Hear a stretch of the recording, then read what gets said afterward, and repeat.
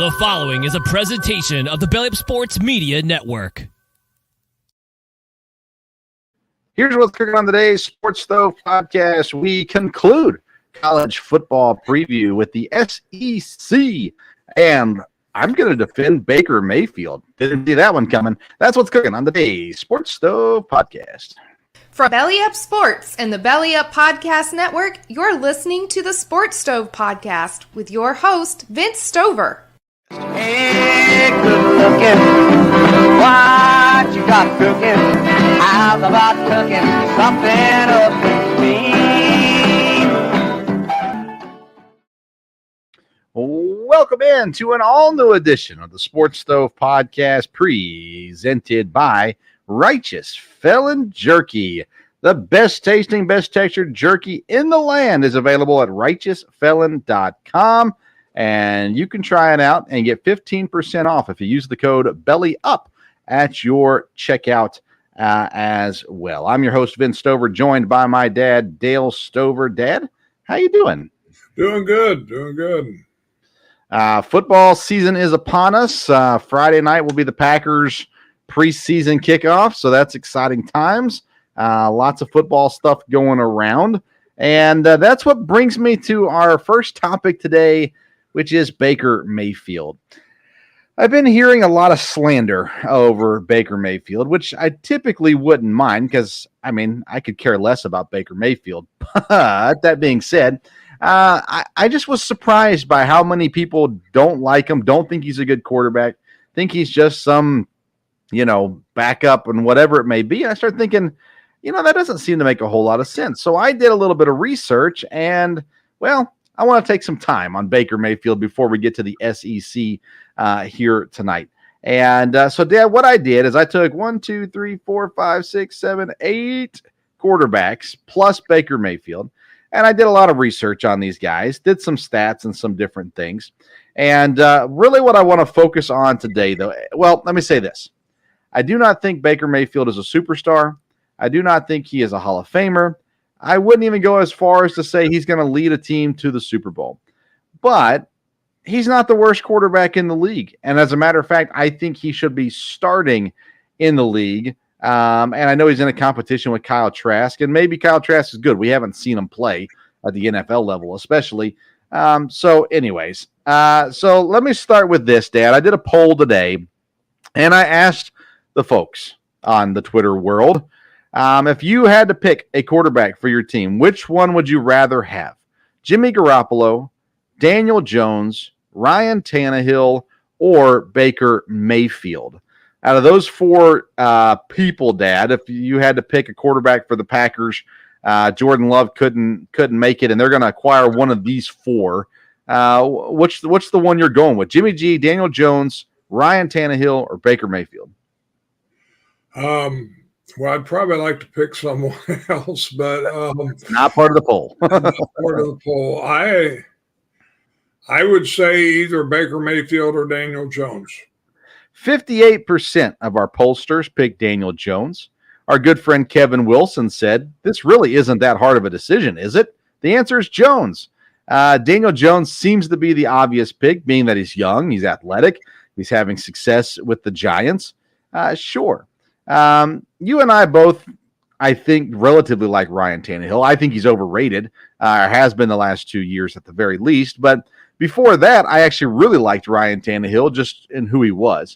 Jimmy G is known as the no mistakes, nothing fancy, whatever it may be. Ryan Tannehill got 31% of the votes. Jimmy Garoppolo got 8% of the votes. Baker Mayfield comes in last with 3% of the votes. So let me start with these four quarterbacks, Dad. First of all, between these four quarterbacks, they're all very similar in yards. So what I did is I took their total yards, touchdowns, and interceptions and divided that by the games that they played and multiplied it by 17 to get us to a 17-game setting over their career, where they would average out at over 17 games. They're all about the same in yardage. Baker has 3,900 yards. Tannehill's right around 3,900 yards. Daniel Jones a little lower at 3,600. And Jimmy G even a little bit lower at 3,300. but all in the relative same world with yards. Touchdowns, again, they're all pretty similar. Baker Mayfield, 25 touchdowns over a season. Tannehill, 25 touchdowns over a season. Daniel Jones down to 19 touchdowns per season in a season. And then Jimmy G's at 20 touchdowns. So Baker and Tannehill a little bit better in the yardage, a little bit better in the touchdowns. Interceptions, Baker slightly above everybody else, 15. Tannehill, 13. Jones, 11. And Jimmy G, 9. So my question would be, Dad, is are you willing to give up yards for less interceptions? Is basically what it comes down to. I mean, Daniel Jones averaging 300 less yards per season, 6 less touchdowns per season, 4 less interceptions per season. So would you value 6 more touchdowns more than you would devalue 4 more interceptions? That's the way I look at it, at least. And to me, Baker Mayfield sits in that group of guys. I think he sits above Daniel Jones, sits above Jimmy Garoppolo, and is in that Ryan Tannehill category, I suppose, kind of in the middle of the NFL versus at the bottom end of the NFL. Yeah, I would agree with that. I mean, I think he's definitely in the middle. It'll be interesting to see. He'll be in an interesting situation there in Tampa Bay. So I don't know if it's the best spot for him. He does have some receivers there, no doubt about that. So we'll see. That's the truth. Yeah, he's got great receivers down there. But the reality is his whole career has been, since he's been in the NFL, has really been in non-ideal situations. Cleveland, not a great spot. LA, when he was there, not a great spot. Carolina, not a great spot. So he's not been in a great situation. Tannehill's always had Derrick Henry for the most part since he's been in Tennessee. Daniel Jones has Saquon Barkley. Now, granted, Daniel Jones did not have the wide receiver group that he needed. This year, he'll have a better receiving core, including tight end. Jimmy Garoppolo, he's had opportunity, but never shines at the very least. But he doesn't throw a lot of interceptions either. Doesn't turn it over. Let me give you some other guys, Dad, that are in the similar category. Tua Tagovailoa. You know I'm an anti-Tua guy. I think Tua is as average as they come in the NFL. Tua has less yards per average than Baker. Not by much. He's got 3,800 versus Baker's 3,900. They both have 25 touchdowns average, and Baker does have slightly more interceptions. But if you're going to tell me Tua is drastically better than Baker, you're wrong, you're wrong, you're wrong. Tua is average, and that's all there is to it.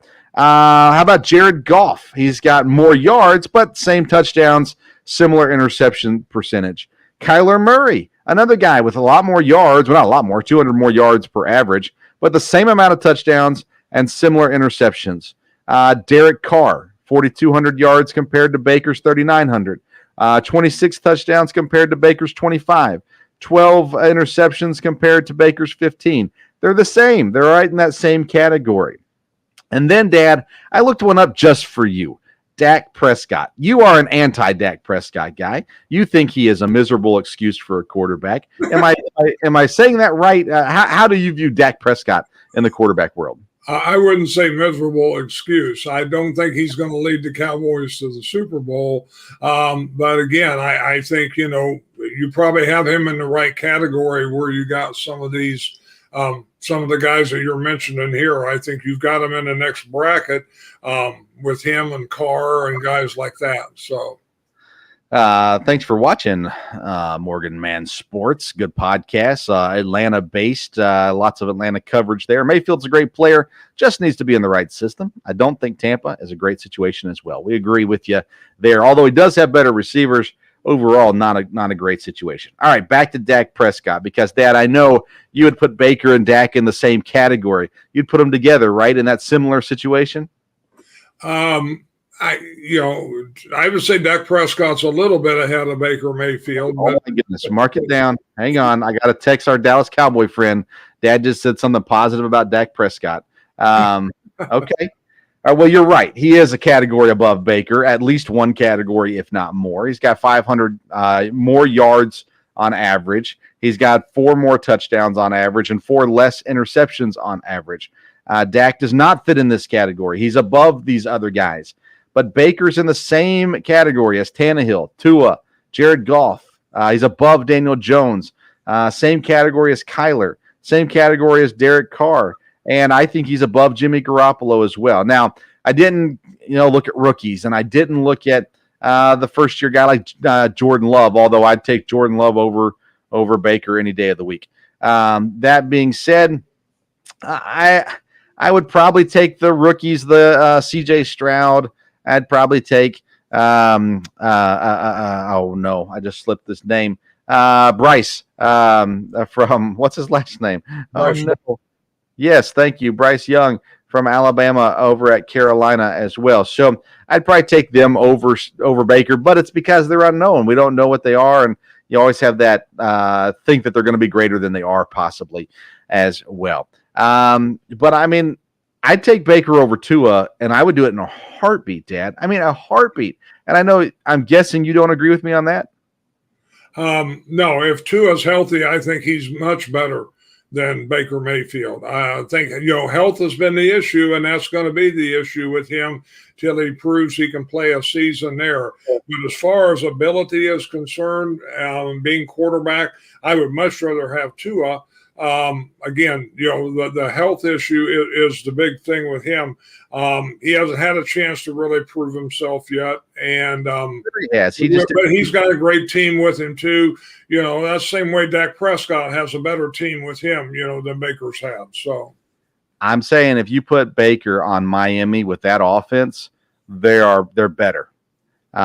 You say, well, Tua, if you could, he just got a chance to stay healthy. He's had a chance to stay healthy. He can't do it. That's part of who he is. Baker, he has stayed healthy to a degree. And so I would take him. I'd take Baker over Tannehill. I'd take him over Tua. I'd take him over Goff, although Goff, they're different players. I'd take him over Daniel Jones after doing this research. I'd still take Kyler Murray over him. I'd still take Derek Carr over him. But I'd take Jimmy G. So there you have it. I think Baker Mayfield's getting the raw end of this deal, and I don't think he's been given a legit opportunity. I think you put him on a decent team. I think you put him in New York with the Giants. I think they're better than they are with Daniel Jones. Now, Daniel Jones adds that athleticism and things like that. I get all that. And you look at the stats, you're missing out on some things. But I think I like Baker better than Daniel Jones. I think in the Jets, after Aaron Rodgers retires, I think Baker would be an awesome fit there. I think Baker Mayfield is a really good football player, and I think he's proven that with his stats. And I think if you ever get him in a decent situation, a real opportunity, I think he'll shine there. So, like I said, he's not taking Tampa to the Super Bowl. He's probably not even taking Tampa to the playoffs this year. But he fits in a category above where he gets ranked. Most people have him just as a backup quarterback, and I don't think that's what he is. I think he's a legit I'd say top 22 player quarterback in the league right now. Maybe higher than that. That's just a quick guess of some numbers. So I put him as a top 20, top 22, somewhere in that range for the NFL quarterback rating. So maybe we'll look more at that as we get into the football stuff, the NFL stuff, and we can figure out where we rank the quarterbacks as a whole. Because let's face it, there's a lot of quarterbacks to rank right now, and that'll be a fun thing. Actually, I've got a plan for that, Dad, that I haven't talked to you about yet, so I won't say it on here. But I've got a fun little thing that we're going to do this NFL season with quarterbacks. Okay. I do think one of his strengths, though, would be leadership.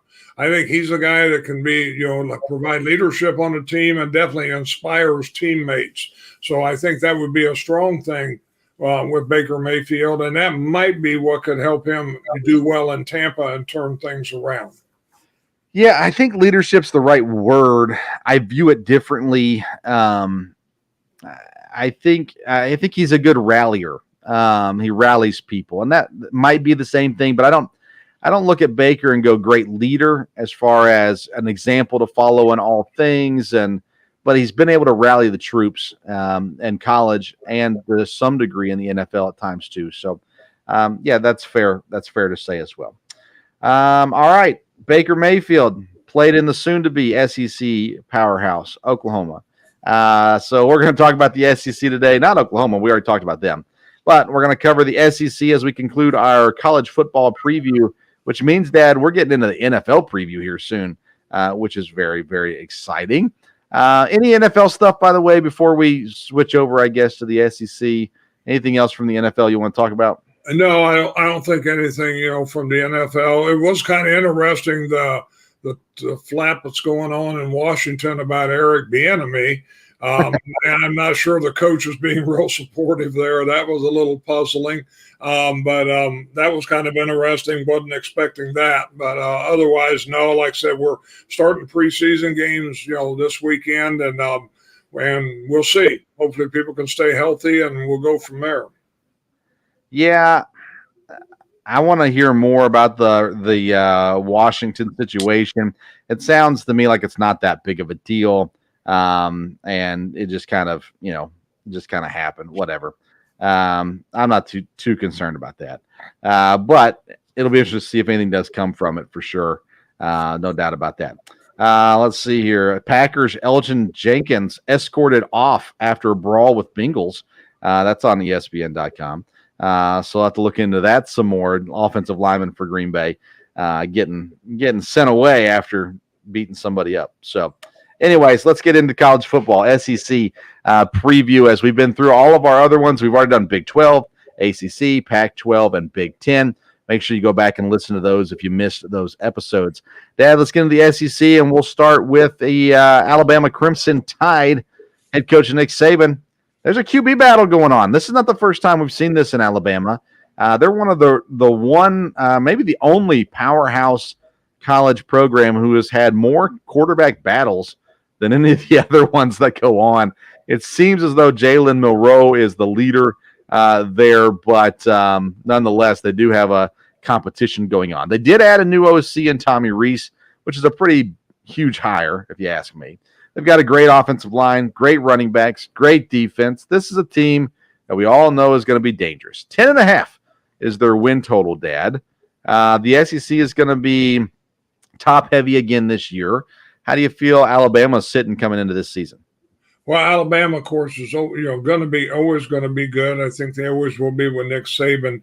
I looked at it though at 10.5. I'll go under because I think they could lose 2 games this year, and then that would put them at 10. But we will, because they got Texas they've got to beat, and then several teams in the conference. So 10.5, I'll go under, but I wouldn't.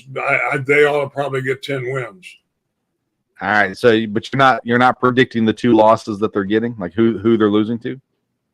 No, I mean, if I had to say it, I'd say Texas and Tennessee, but we'll see. Interesting. I'm going to go over. I think Alabama rebounds after a so-called down season. They do have some tough battles, no doubt about it, but I go over. I think they get to 11 wins this season and are back at the top there of the SEC. Interesting for sure. I mean, how long is Nick Saban going to be around? I would think, we're coming to the end here, in another maybe 3 or 4 years. And I think part of it depends on if they keep winning national championships. But I think if all of a sudden, and he may not be the class of the conference anymore, and he's got a lot of competition coming in. He's a legend. He's done everything he needs to do. I don't know that he has, any major health issues or whatever. But I think he'll want to walk away while he's on top. And so I would think the next couple of years would make sense, but we'll see. Yeah, we've seen it some with the basketball guys. It seems like the NIL and all the extra things going on now it's kind of weighing the transfer portal, kind of weighing on coaches, especially these older coaches. So, we'll see. But I think this year they're back, needless to say. Next up is Arkansas head coach Sam Pittman and returning KJ Jefferson. There's some interesting expectations for Arkansas this year. The offense should be fine. The defense added 10 transfers to it. So we'll see how that plays out. Defense, I think, is a concern in Arkansas. Sam Pittman seems to have them headed overall in the right direction, but the SEC is tough. 7 wins is what their win total is set at, Dad. How do you feel about Arkansas? Well, one, I've always liked Arkansas, even when I was younger, and then I've had friends. But I think Arkansas will go over 7 wins. I think they could be a little bit of a surprise in the conference. Why have you always liked Arkansas? Like, is there something that I don't know. When I was a kid, I always remember the big Arkansas-Nebraska games and different things like that. And Arkansas was just one, one that I liked. I always liked the Razorback logo. I thought that was kind of neat. And then, later on, I think the people were talking about that were big Arkansas fans from Arkansas. And so I just continued to be positive about that, Garlene Lewis doing Wooey Pig Suey, that was a good thing. So, yeah, it's funny. I can understand cheering against Nebraska. That makes sense. But Arkansas 7, I'm going over 7. I see them getting to like 8 wins, somewhere in that range. There again, they're a team that's dangerous. A lot of these teams, we've looked at this in the other conferences too. There's kind of a lot of middle of the road teams that could go either way, right? They could either win 8 to 9 or lose, or only win 5 to 6. I mean, they're in a weird spot. They've got to win the right games, all that kind of stuff. But I think I'll go over 7 with Arkansas. Auburn brings in a new coach, but familiar to the SEC fans, Hugh Freeze. Back in town. Peyton Thorne, the quarterback.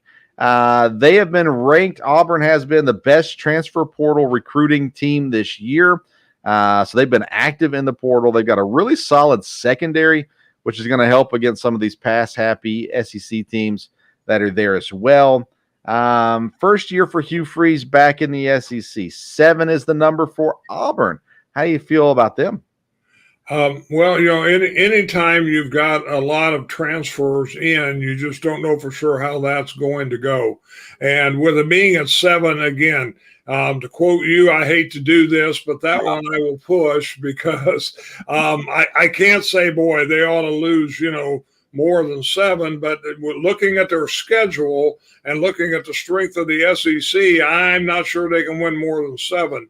They're going to be one of those teams that will have an effect on other teams. They win a couple games, they'll have more, and that'll knock somebody else down. But I'm not sure how Auburn will do on that. Yeah, I'm under 7 for the first year under Hugh Freeze. I think he will start to build them back up. I think it'll take some time to get to even SEC championship level, but I don't think year 1's the year they're going to do it. So I'll go under 7. For Auburn. To me, that's an easy under too. Like I see him at 5 wins, somewhere in that range. Florida up next. Billy Napier, head coach. They bring in Graham Mertz from Wisconsin as their quarterback, and I think this is the best quarterback addition in the SEC. I really like Graham Mertz, and I think this is going to be a big deal for Florida. The offense should be balanced now. They've got a good run game. Mertz should help the pass game.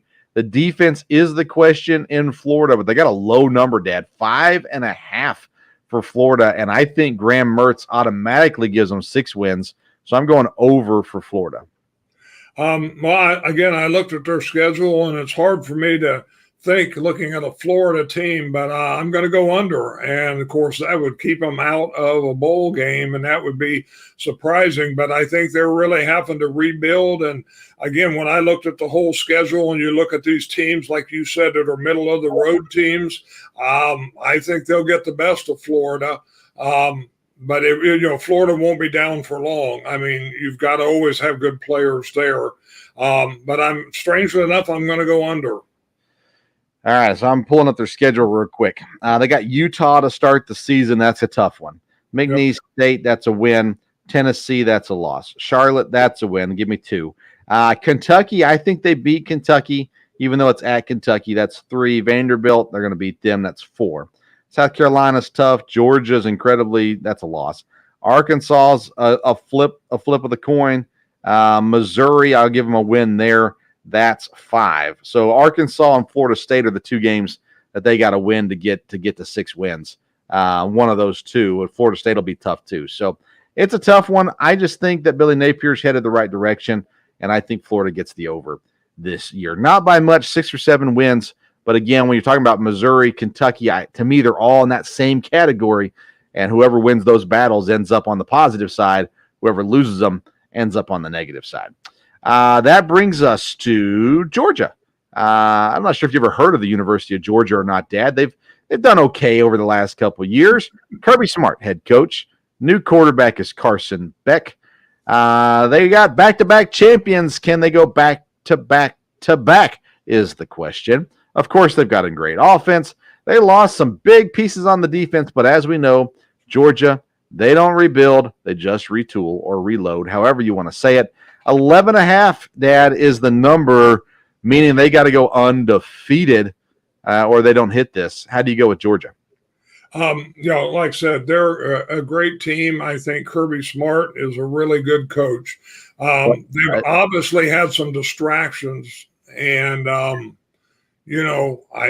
think I'm going to go under because I think they'll lose one game. Which game will it be? I don't know. I looked at their schedule. They don't have a very tough schedule in some ways, but I think they'll have a little bit of distraction. I think whenever they do lose, that'll get their attention, and they may roll right on from there. All right, so they're not going to lose at home.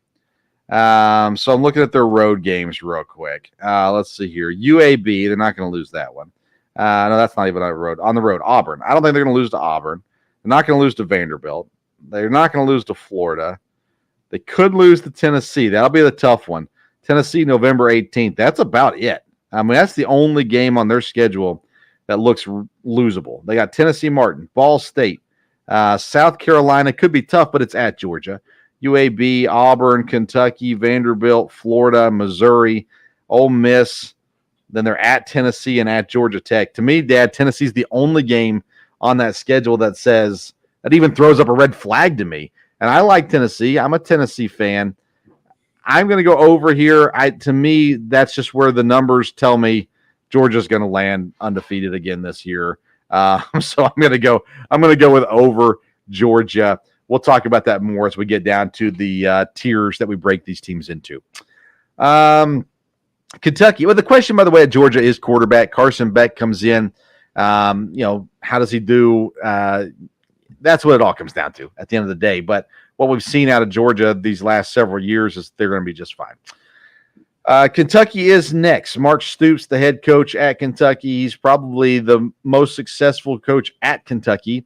Devin Leary comes in from NC State, a pretty big pickup. Of course, they had Will Levis the last 2 years. They're hoping Devin Leary can come in and do what's necessary there. They get Liam Cohen back. He was the offensive coordinator 2 years ago. Then he went to the Rams to work with the Rams. Now he's back at Kentucky. That's a big deal for the offense. Liam Cohen changes the way this team looks. They are always good at running the football. They're not always good at passing the football. But this year, they're supposed to have top-tier wide receivers and a really good quarterback. Can they make the most of it? The defense was good last year, holding teams to 19.2 points per game. But what I know about Kentucky is when it comes down to it, the one that they have to win, they don't win. Their win total data is at 6.5. How do you sit with Kentucky? Again, looking at the schedule and looking at the middle of the pack teams, they're going to be right in there, and I think they're going to win some and lose some. I'm not necessarily a big Kentucky fan, but I would think they would win 7. So I'm going to go over. But they're going to be one that's in there in those 4 or 5 different teams in the middle. It could go either way, and I think it could be a very disappointing season for them if they lose a couple of those close ones in there. They should go over 6.5. I'm going over 6.5. They got Ball State and Eastern Kentucky to start the year. They should win both of those. And I'm an EKU fan, an EKU supporter. Kentucky should win those games. They got Akron. They should win that one. They go to Vanderbilt. They should win that one. Florida comes to Kentucky September 30th. This is the beginning of the can you win the ones you need to win. Florida, September 30th. Then they go to Georgia. That's a loss. Then Missouri comes to town. Then Tennessee comes to town. I think that's a loss, by the way. Mississippi State, they play Alabama, South Carolina, Louisville. I think they win 7 at least. If they can beat a Tennessee, if they can beat a Georgia, then that's going to get them up to 9 wins, maybe even 10. I don't think that's going to happen, but nonetheless, it's possible. For the first time in my history of doing podcasts, I'm going over on Kentucky. I've always gone under Kentucky, but I'm going over. I think they get the 7 wins at least this year. Okay, LSU. Brian Kelly, second year, got 10 wins last year. Was it 10 wins? Yeah, I think 10 wins last year. Jaden Daniels, quarterback. The offense should be incredibly dangerous. The defense should be solid. And you want to talk about easy schedules? You don't get this super easy schedules in the SEC a whole lot. But LSU, Dad, I mean, they don't have to play anybody. Their number is at 9.5. Let's start with the schedule, though. How in the world does LSU get that lucky with the schedule? Yeah, I looked at their schedule, and that's, you can't argue with that, again, unless some of these teams really step up and surprise them. But, LSU's tough. LSU's always going to be tough at home. And some of these teams that probably you'd think maybe could surprise them are going to be at home there, in Death Valley. So, I don't know. They just have a great schedule. So to me, you had to go over. I think they can get 10 wins. So. Yeah, I'm with you. I'm over as well. Let's look at their schedule real quick. They open up at Florida State, or maybe that's a neutral site game, but Florida State, that's a tough one. So that's throw it up in the air, coin toss, whichever way happens. Grambling State, that's a win. Mississippi State should be a win. Arkansas should be a win. Ole Miss should be a win. Missouri should be a win. Auburn should be a win. Army should be a win. Alabama, there's a tough one. It's at Alabama. Then they got Florida, Georgia State, and Texas A&M to finish out the year. This is a 10-win team, Dad. I think they get 10. I don't think they get over 10, but I do think they get 10 wins just because of how easy their schedule is this year. Mississippi State is next. They've got a brand new head coach in Zach Arnett. Will Rogers is the quarterback. They got a new offense that's supposed to be more balanced. This is a growing year, Dad, for this team. I don't think it's going to be a pretty year for Mississippi State. The number's 6.5. To me, that's an under, and I'm not too concerned about it. I think this is a rough year for Zach Arnett's first year at Mississippi State. So I go under 6.5. Where do you sit with them? Looking at it, I went under 6.5, but the whole thing will be a couple. You got Arkansas, A&M, and Auburn. If they can, win any of those, then that could turn things around. But they may very well not win any of those three. So I would go under. But they could get 6 wins and go to a bowl. Sure. Missouri. Eli Drinkwitz is the head coach. Brady Cook, the quarterback. Their offense is headed the right direction. The defense has 8 starters returning, so they should be improved as well. I've been very down on Missouri over the years. I don't think they fit in the SEC. I don't like them in the SEC. I don't think they're that great of a team. 6.5 is their number, Dad. I go under Missouri as well. I think 6 wins is doable. But I think it's just a little tough year for Missouri as well. Where do you sit with them? Yes, I go under on that too. They could get 6 wins. They're a team that, could struggle, could get surprised. You got an MTSU, you got Memphis there. One of those teams upset them, and then that changes everything. So we'll see. Yeah, Arkansas, Florida, Tennessee, Georgia, South Carolina, Kentucky, LSU, Vanderbilt, Memphis, Kansas State, Middle Tennessee, and South Dakota. I just don't like it. I don't like it for Mizzou this year. Ole Miss, Lane Kiffin. Oh, good old Lane. Jackson Dart's back at quarterback. But they brought in 2 transfer quarterbacks, Spencer Sanders from Oklahoma State and Walker Howard from LSU. It seems like Sanders could challenge Dart, but it looks like Dart is going to win out that job. Quinshawn Judkins. He's a sophomore running back. Mark it down. Dark horse for the Heisman this year, Quinshawn Judkins from Ole Miss. New defensive coordinator. They're trying to improve that defense. It needs massive improvement. The win number is at 7.5 for Ole Miss. How do you feel about Lane and the Rebels? Well, as you know, I don't like Lane Kiffin. But when I looked at it, I think you have to go over. I think they can get 8 wins. I don't think they're going to challenge for the conference. But as you looked at it, I think they go over and can get 8. I went over also, Dad. I think, 8 wins is reasonable for Ole Miss. I agree with you completely. South Carolina, Shane Beamer. He makes headlines for all the wrong reasons. Spencer Rattler, the quarterback. He is overrated. Good running back, but not a whole lot of depth actually there. The offensive line is average or possibly even worse. and they've got a bad run defense. All that being said, I'm going over 6 with South Carolina. They're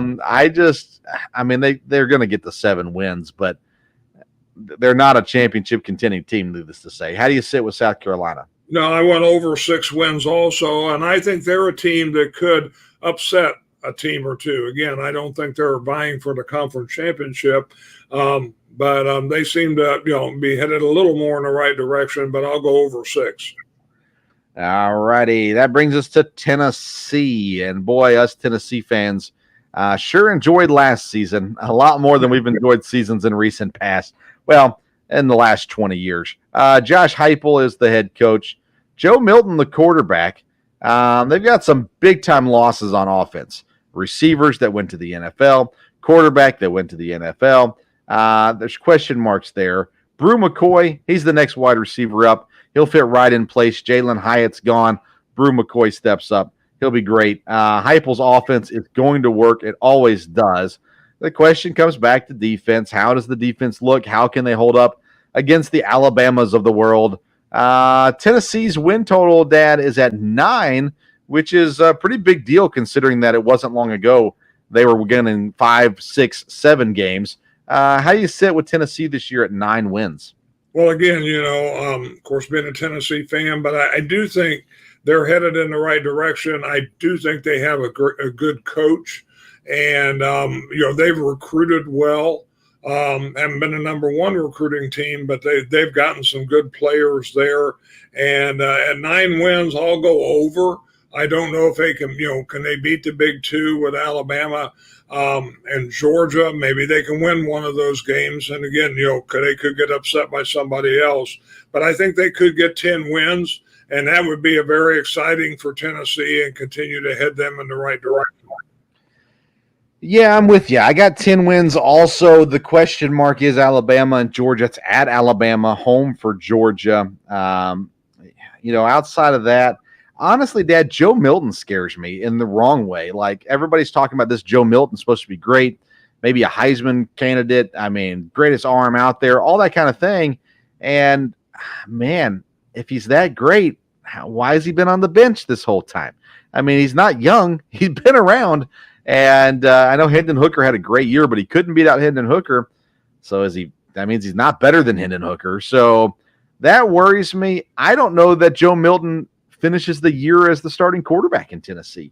No, I don't know that he does either, but they've got a great, freshman behind him there. So I think, again, Milton looked good in the bowl game. I'm surprised, he's done as well. But I don't think Tennessee has to worry if Joe Milton's not the answer. They've got another guy and maybe a couple guys, that can play. So, if I remember right, the same way with Hooker, wasn't it? He was behind somebody, and then somebody stumbled. And Hooker was behind Joe Milton. yeah, and then he came on. So this freshman they've got, the kid I believe from California, is supposed to really be good. So, but I'm Joe Milton going to have a great year. That'll be fine. We'll see. Yeah, the Florida game will be a big test. 3rd game of the season. They got Virginia to start the year, then Austin Peay. And so we might get to see a couple quarterbacks in those 2 matchups, especially Austin Peay. Florida game, you're going to have to be on. It's at the Swamp. Tennessee's always struggled down there. So you're going to have to be on point down there. Then you get UTSA after that. So that gives you 4 weeks to figure out what you got going on before you get into the depth of the SEC battles. But I as well go over with Tennessee. I got them at 10 wins also. Texas A&M. Jimbo Fisher, I don't think he's hit the mark since he's been at A&M. Connor Wigman is the quarterback. They've got a lot of talent, but, Dad, this team just fails expectations. Great wide receivers, solid offensive line of running backs.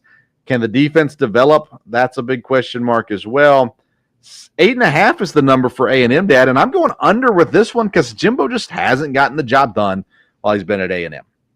When you look at what's been done, yes, I went under 8.5. But when I looked at their schedule, you're talking a couple games there that they could win. If they can beat Miami, if they can beat A&M, if they could beat Ole Miss, depending what happens with South Carolina, all of a sudden maybe they could be a team that they were supposed to be. But right now, I think just looking at it, they could easily go under 8.5, be 8 or 7 wins. I mean, that's the deal, though. You're saying, well, if they can beat Ole Miss, if they can beat South Carolina, they should beat these teams, but we don't have confidence that they will. So, yeah, maybe I'll be shown wrong by Phil Fisher, but I'm willing to say under and be okay with that. And that brings us to Vanderbilt. Clark Lea, the head coach down there, I actually like him. I think good things can come at some point for them. A.J. Swan, the quarterback, they lost their quarterback, which is a big blow to them. Running game is not what it used to be. Passing game, it should be okay. Defense returns 7, but they've been the last in the SEC for 2 straight years. Vanderbilt's win total, Dad, is 3.5. How do you sit with the Commodores?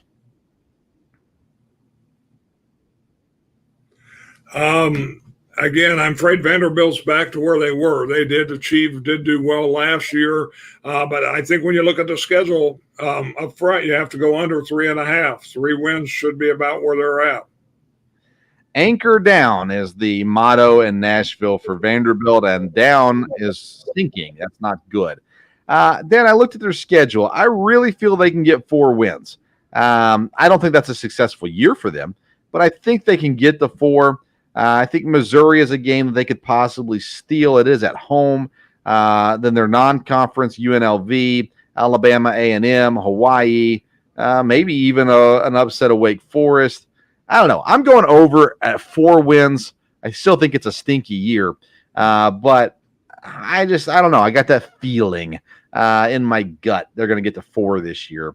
So I'm going to go over for Vanderbilt. That's probably the last nice thing I'll say about Vanderbilt this year. Let's get into our tiers and where we sit with these teams.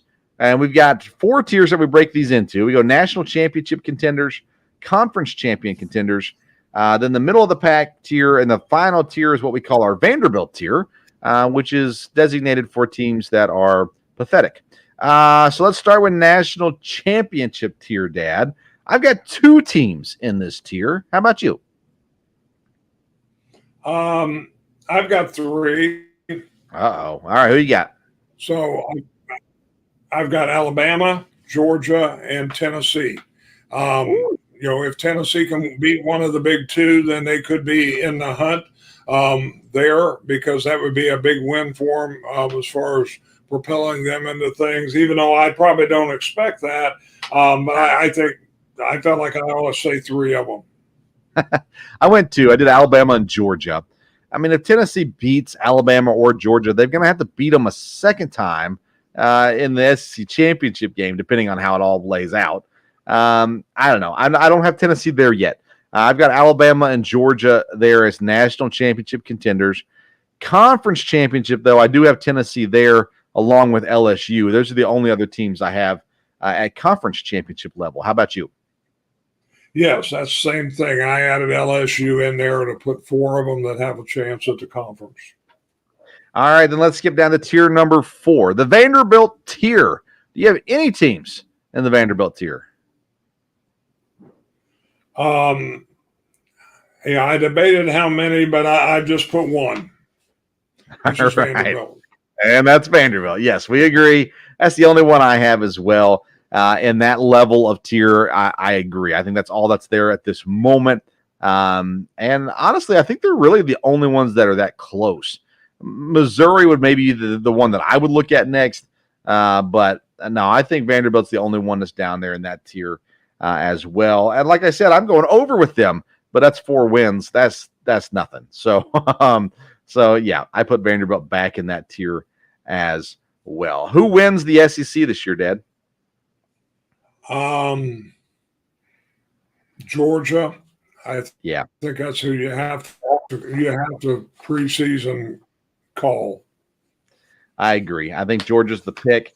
I mean, again, if Alabama, I don't like quarterback battles for top teams in the nation. I think they're still going to be really good, but I've got Georgia winning the SEC. It could be fun up there, though. LSU, Alabama, Tennessee. It could be fun. And again, Georgia has to go to Tennessee. So Neyland Stadium will be rocking that night. That's for sure. down there. I'm excited. I applied for my press credential for the Kentucky EKU game and plan on getting into that one and going and covering EKU. So that'll be the first SEC game I've been to live in quite some time, but excited about that opportunity there. Let's talk about playoffs, Dad. I was thinking about waiting until next week on this, but overall, let's talk about 4 teams are going to make the playoffs again this year. I think it's going to be 4 conference winners. I don't think you're going to have any 2 teams from one conference. I think it's going to come down to conference winners. And so I'll give you mine first to give you a chance to get yours together if you don't already have it. I'm going to go Georgia, Ohio State, Texas, and Clemson as my teams. Georgia, Ohio State, Texas, and Clemson as my playoff teams this year. Dad, how do you have it sitting for your playoff 4? Again, I think you could get 2 from the SEC, but I might agree with you on that. Ohio State, Georgia, Clemson, and I'm still pretty high on USC. So I'll put USC in there. All right, very good. So we just disagree on Texas. I have Texas, you have USC.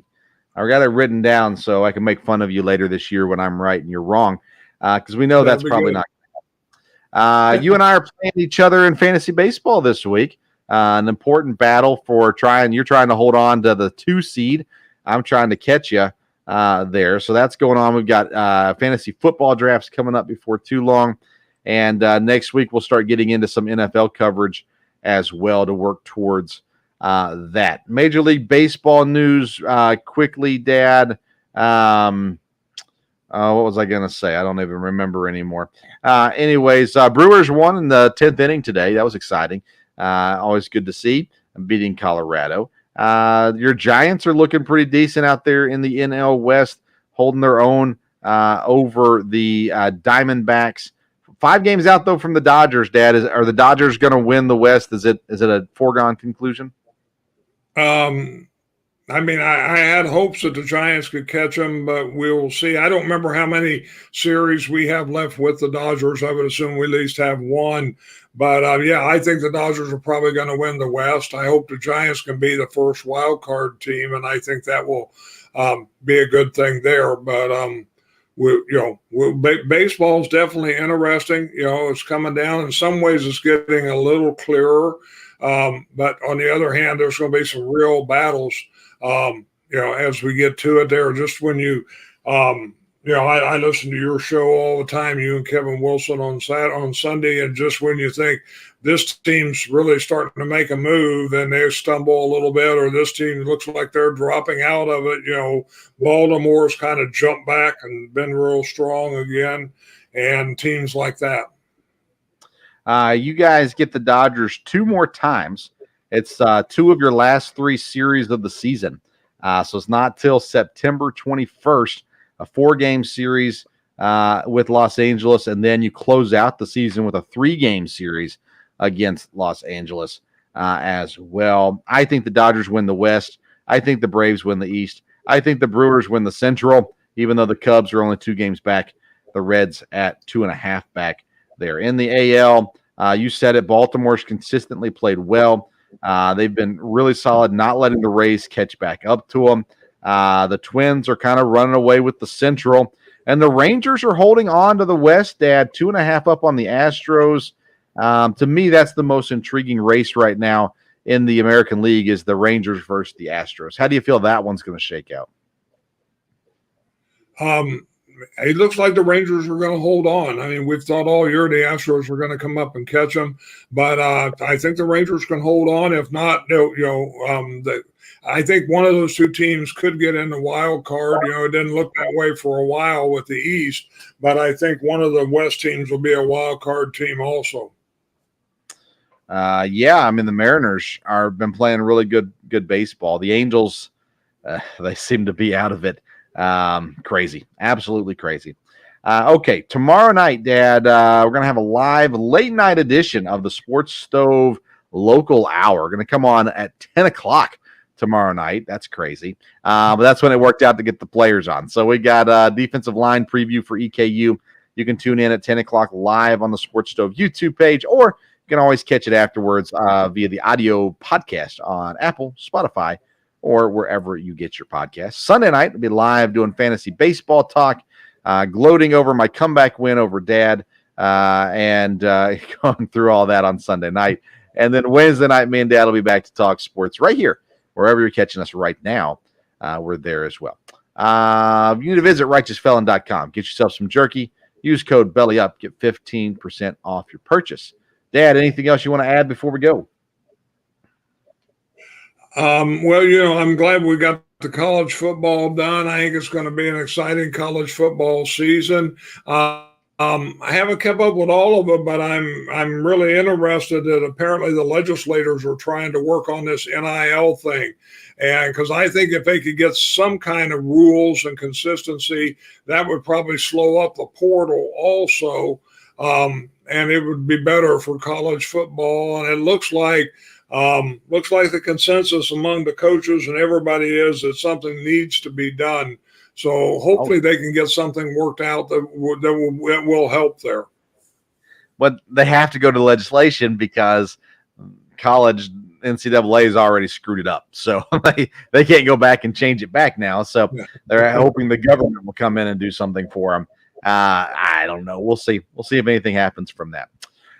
Okay. Follow us on social media at Sports Stove on Twitter, Instagram, and Threads. Make sure you like, subscribe, share, all that good stuff as well. Feel free to comment wherever you're watching this or on social media who you think will take out in the SEC this year. Thank you for tuning in to today's edition of the Sports Stove Podcast. Until next time, we'll see you around the Sports Stove.